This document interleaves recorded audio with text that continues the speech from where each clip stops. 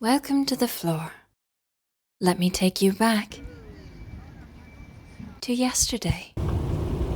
Wait a minute, actually, technically it was 2 days ago. When I arrived at the airport, it was way too early. I arrived actually probably an hour earlier than I could even check in. Now, there was my mistake because I thought that I was flying Delta. Silly me, it was actually, I couldn't check in at the Delta counter, although it was on my Delta app and I bought the ticket through Delta. It was actually operated by SAS, which is Scandinavian Airways. Now, that proved to be kind of an unfortunate thing. I knew that it said it was operated by Scandinavian Airways, but previously, when it said that it's being operated by either Air France or maybe I just messed up, to be honest. The international leg of it was always still operated. It was still always on a Delta jet, so I don't know. I was just in the wrong somewhere and maybe didn't read the fine print. But anyhow, so I waited around, watched some planes land, and there wasn't really a great spot. And then as I was in the lobby, I realised I was like, it's too sunny on this side. So I walked my way over to the other side to sit down in the shady area. And then as I was sitting down, there's this guy listening to something or watching something. I didn't really look over, but in this sort of AI voice, it was like, and the creature, the strange creature, was sitting in the shadows as the leopard approached. Now, the leopard hadn't seen a creature like this before. And it just kept repeating over and over again. And it was quite loud. I was like, this sounds kind of interesting. And then it got me thinking of like National Geographic and, good old, but the voice was horrible. It was horrible. And after a bit, I couldn't stand it repeating. So I got up and then I checked in. I had to check. They weighed my carry-on and I also didn't realize, because I thought I was flying Delta, that I would need to weigh my carry-on, and it needed to be under 8 kilograms. Actually, technically, it seemed like it was fine if it was within the 8 kilogram range, because when she finally weighed it, it was 8.4 kilograms. But initially, it was almost 11, so I had to take out a few things, stuff them into my check bag, and then I was on my way. So it was not busy yesterday. And then after I got through security, which I kept realizing, I'm like, so previously I would stuff all my stuff in my jeans pockets. I wasn't wearing those jeans. And then I could just take off my jeans and I had like shorts on underneath. And that was quite easy.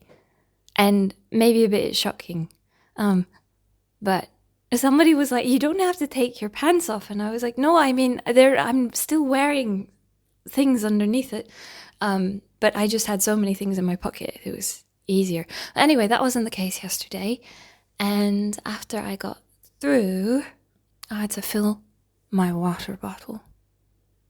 At which point, I went searching for one of the water bottle refill stations, and I didn't realize that there wasn't going to be one, but there was not one. So went over, filled my water bottle, drank some water, because I was trying not to drink too much water, because I was like, I don't want to have to pee too much on the flight. But because I was thinking, I'm a window seat, because I always get window seat. And then long story short, I didn't actually have a window seat. I was sitting in the aisle, which turned out to be quite okay, and my seatmate was very nice. Didn't have any issues with my seatmate, although I did have a baby sitting directly behind me. I'm very sensitive to human sounds, which is not a good thing. It's actually quite terrible and sort of at times it feels like it makes me insufferable. I try not to express it, but I wear earplugs all the time. Yesterday I had my earplugs in, my squishy earplugs, and then I also had noise cancelling headphones on over them. And I was blasting the song Kryptonite. Is it by Three Doors Down? I literally listened to it on repeat for the entire overnight flight. The entire flight. I tend to be a repeat listener. I don't know, are you a repeat listener? Or do you get sick of songs? What I did initially was I was listening to music and then I just picked whatever song struck my brain as one, okay, and two, could drown out the baby sounds. To be honest, the baby was quite well behaved and just snoozed most of the time. And Kryptonite did a decent job of drowning out the other sounds. I don't know how. I thought I was going to change it at some point, but I'm like, should I sing a bit for you? No. If I go crazy, then will you still call me Superman? If I'm alive and well. I would imagine for 99.999999999% of the population, that would be extremely annoying to listen to it for over 10 hours. But yeah. Anywho, after the flight, maybe we should go on to the on-flight food. Airline food. You know, it's probably just because I swear Delta has good airline food. Like, it's decent. It's not wonderful. But flying to Japan, I find that flights to Japan tend to have pretty decent food. Maybe it's just that I have flown a lot of Delta international flights. I don't really have I always had a good impression of airline food, actually, because even if it looked kind of weird, it tasted quite okay. I've had Haagen-Dazs ice cream on international flights. I've had those Magnum ice cream bars too. I don't know, everything was always quite tasty. And then infinite snacks. But yesterday, much to my dismay, I was flying SAS, which I didn't know would be much to my dismay. No, it's not that big a deal. I feel like it comes off quite, I don't know. I don't want to sound horrible. Also, on Delta international flights, you get free wine. And I know, like, when you're cramped up in, like, the last row of economy, I don't know, I think it's nice to just have some wine. They usually have these giant bottles, and they'll just pour you a cup of wine. And I tend to I've had wine on all my international flights. When I found out that it was free, I was like, I can just have one or maybe 2 cups of wine, a pre-landing wine.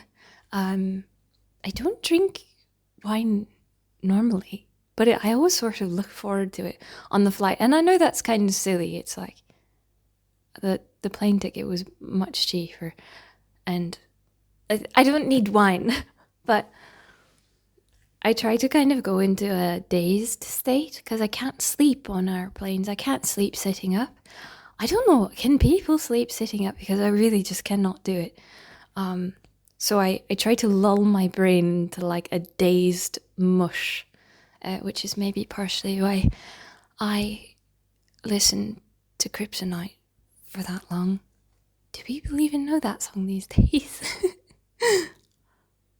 Now it's kind of playing in my head, but anyway. The food.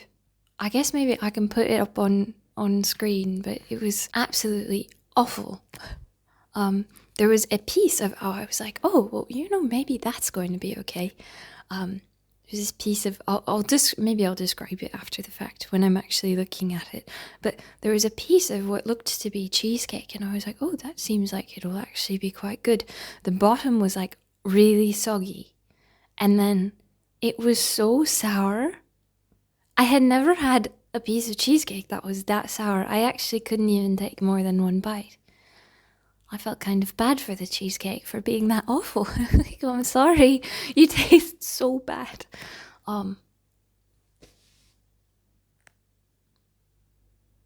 Oh, actually, there was one redeeming factor. Let me get it out. The redeeming factor is in the fridge behind me. Hold on.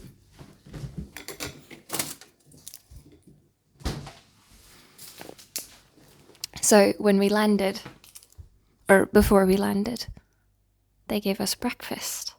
And breakfast was actually not atrocious. It was edible. Okay, it was edible. Dinner was not so edible. There were a few pieces of chicken that were sort of edible. But breakfast was like an English muffin with egg and cheese. And I didn't realize that the egg and cheese English muffin could taste that bad, but it was edible. But they gave us apple juice, and my seatmate didn't want the extra apple juice, didn't want her apple juice. So when the flight landed, she actually was like, would you like mine? Because I drank all of mine. And I was like, oh, yes, please.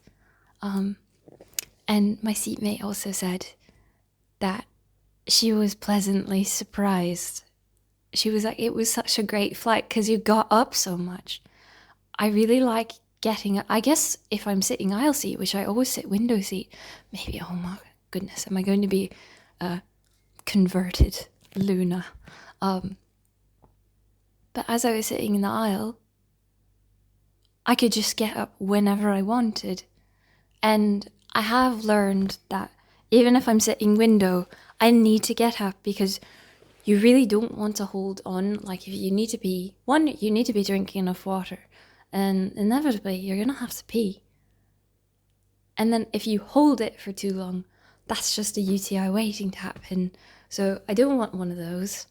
I've actually experienced that, not from holding it on a plane. Maybe this is too much information. But one time I was driving back from a business trip and I needed to drive 6 hours. And I figured, what if I just gun it and don't make any stops at all? Not even one pee break. And eventually, there was like 2 hours remaining and I'm like, I really got to pee. And then I held it the whole way. And I was like, well, if I don't stop, I'll just get back. And I was exhausted. And I was like, well, I really just want to not be driving this car anymore. And yeah, that ended quite badly for my urinary tract. But where was I going with this? My seatmate was like, it was the best flight because you got up so much. And so I could get up a bunch. And I was like, well, I'm glad. I told her when I sat down, I was like, please, if you need to go to the bathroom, please just let me know. Don't be worried about waking me or anything because I don't sleep on flights anyway. And it's not a bother because I always sit window seat. And I hope that the aisle person will be okay with me getting up to go pee. Whenever I am window seat though, I'll stand up and kind of wait because you can, on some of the bigger planes, you can kind of tuck yourself away and do some stretches and stomp around. But I could just get up all the time sitting in that aisle. The seats seemed a lot smaller. I tend to sit in I'll book the very back of the plane. I actually think I got just assigned a random economy seat, but the seats seemed so tiny on that flight. I told myself that I was going to look up and compare. I think it was an A330, but I might not actually do that. Maybe I will later. The other thing is, oh gosh, there were no plane cards because it wasn't a Delta flight. So I don't know if you saw the video. I don't remember what it was called, but I showed I think I showed the 737 plane card. There are these like collectible cards. If you ever fly Delta, go up to the captain and ask if they have a plane card. And you can get like a card with the plane stats and stuff on it. Maybe I have one for an A330. Actually, I'll have to go back and look through my little collection because I've asked multiple pilots, and sometimes they have more than one on them. And I discovered this, I think it was the last time I went to Sweden, and I was like, this is the coolest thing ever. I don't know, plane trading cards. Oh gosh, I suddenly got really toasty. All right. So this morning, okay, so technically this is day 2. I'd say flying day, which was Wednesday, overnight into Thursday. We'll say that's day 0. Day 1 was yesterday, and now it's 10:56 on Friday morning. I went for a tiny walk this morning before I went and took a shower. So I've got 2,000 steps about.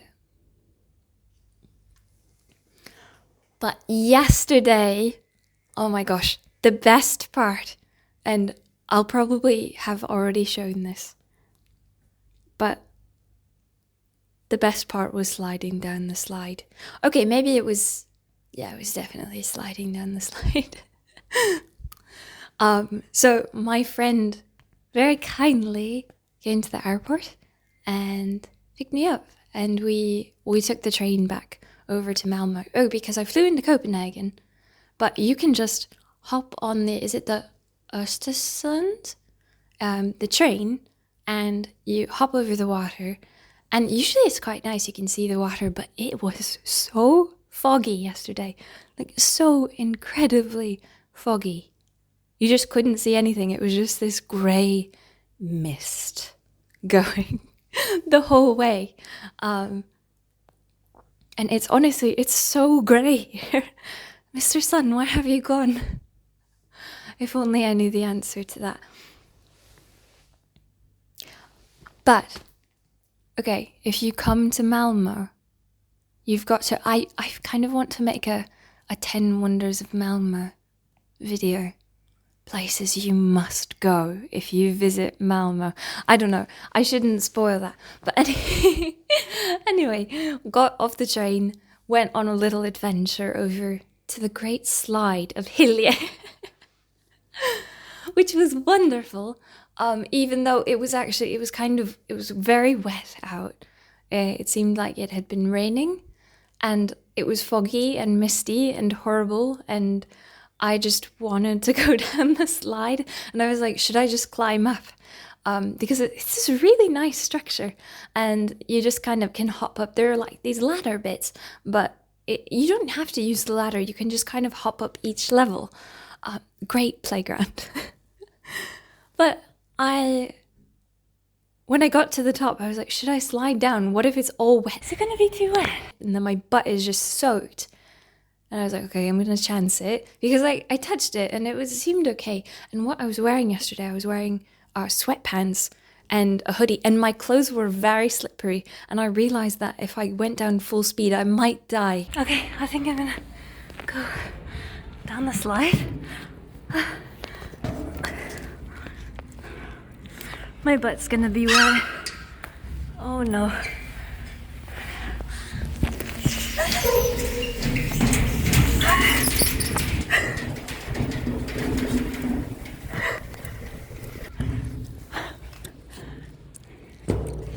And next time I kind of want to go down full speed because, I mean, I don't want to die, but it seemed wonderful, potentially. But my friend was waiting in the distance, so I didn't want to be like, I'm going to climb up it again.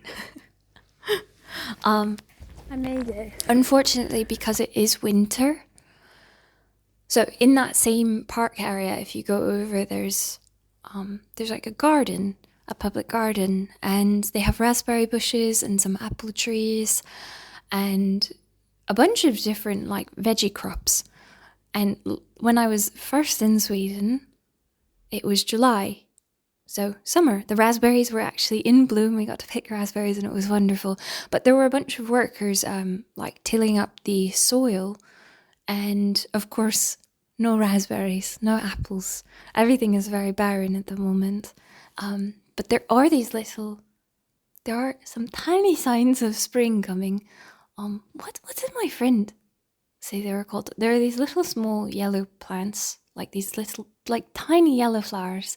And then there are these tiny white flowers. And the white ones are really cute. I think they're called snowdrops. I might have to double check that. Yeah. Was it snowdrop? I think it was snowdrop.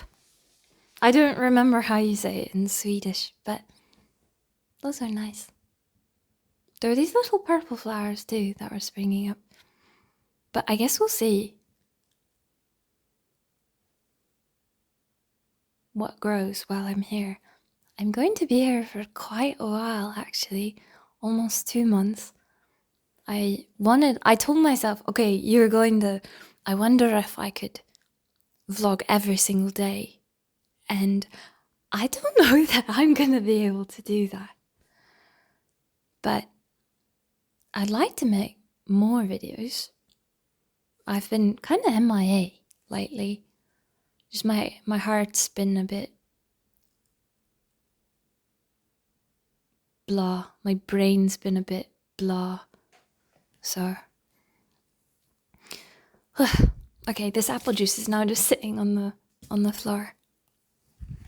Anywho, I think I'm gonna go for another walk after my hair dries a bit more. It looks horrible. I was also, initially I was like, oh, I won't record this until my hair dries more and I actually finish putting it up and stuff, but oh well. Got a bundle up because it's pretty cold. I wonder if the sun will come out at all. Tomorrow, I'll take you on an adventure to another city in Sweden, so stay tuned for where we go.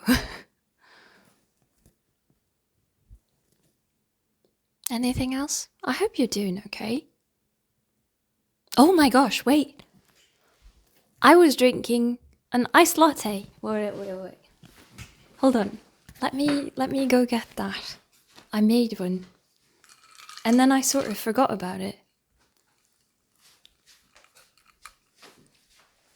It's one of my favorite things. Okay, I'm not going to lie to you. I drank one earlier this morning when I first got up. I've been mega too addicted to sugar lately. But the one I had this morning, I was like, oh, I'm going to put sugar in it. I didn't put any sugar in this one, though. Actually, I put vanilla sugar, which, when I bought it, I actually thought vanilla sugar was going to be... I got this, I think, the first time I came here. I thought that it was going to be like granulated sugar, but it's actually more so like powdered sugar. The more you know. It's quite standard here in Sweden, vanilla sugar. Do you have vanilla sugar? I feel like we just don't have, in the States, there isn't vanilla sugar. Unless I've been missing it all this time, but I feel like it's not a staple of the baked goods, or not the baked goods, but like the baking aisle. Okay, shall we end this here? It's been 23.5 minutes. So I think that's probably enough for now. Maybe I'll see you tomorrow, or the next day, or maybe the next day. It will make things a bit shorter. I'm excited for tomorrow. I'm also very glad that my back is no longer in a state of actual death. I thought I wasn't going to make it yesterday. But I'm looking forward to going on another walk. I might walk over to the water today, so we'll see. I still have so much time left in the day. I guess I won't be sleeping 18 hours a day anymore. It will be good for me. Okay, so it's just past 11. Take care. Until next time, this is Luna signing off from Sweden.